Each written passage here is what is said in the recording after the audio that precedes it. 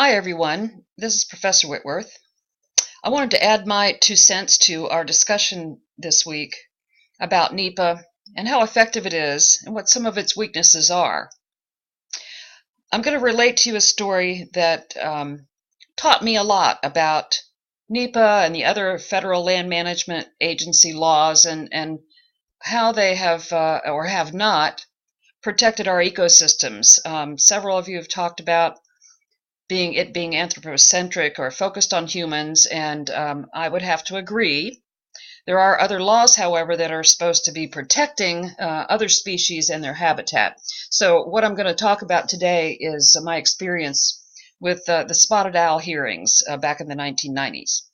When I was working in the policy office at EPA, I had the good fortune to staff then Administrator Bill Riley on the spotted owl hearings, one of the few times in history when the Endangered Species Act Exemption Committee was called to make a decision that could result in extinction of a species.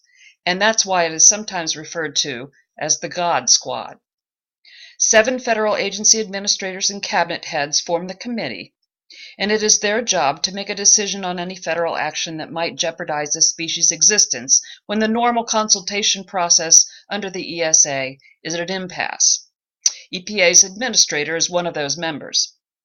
Also involved is an administrative law judge to conduct the hearing, and EPA's Office of Federal Activities staffs CEQ on NEPA issues.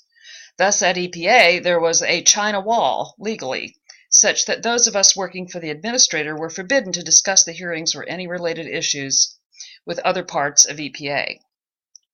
I attended the hearings in Portland, Oregon, where picketers representing logging and economic interests were always present, and bomb threats were not uncommon. The hearing rooms were guarded, and we were escorted to and from the courthouse each day. While Administrator Riley voted as we advised to not allow logging by the Bureau of Land Management and old-growth forests, the majority of the committee voted to allow it, against the advice of U.S. Fish and Wildlife Service and U.S. Forest Service professionals, who presented convincing data to suggest that logging might jeopardize the spotted owl's existence, in other words, might result in extinction. While the jury's still out on the ultimate fate of this species, I learned an important lesson about NEPA from the lawyers representing U.S. Fish and Wildlife Service, that the intent of the ESA has evolved to a last-ditch desperate effort to save species from extinction, when its initial purpose, as intended by Congress, was only to save a very few species whose existence was threatened. The ESA is now the only law that truly addresses the management of threatened species and their habitats. Congress did not intend for the ESA to bear this burden. In fact, NEPA and other federal land management laws were expected to protect species habitat as a first line of defense. If NEPA was more substantive rather than procedural, and did not defer to agencies' decisions most of the time, and other organic laws of land management agencies were followed as intended, then the ESA would be used only rarely.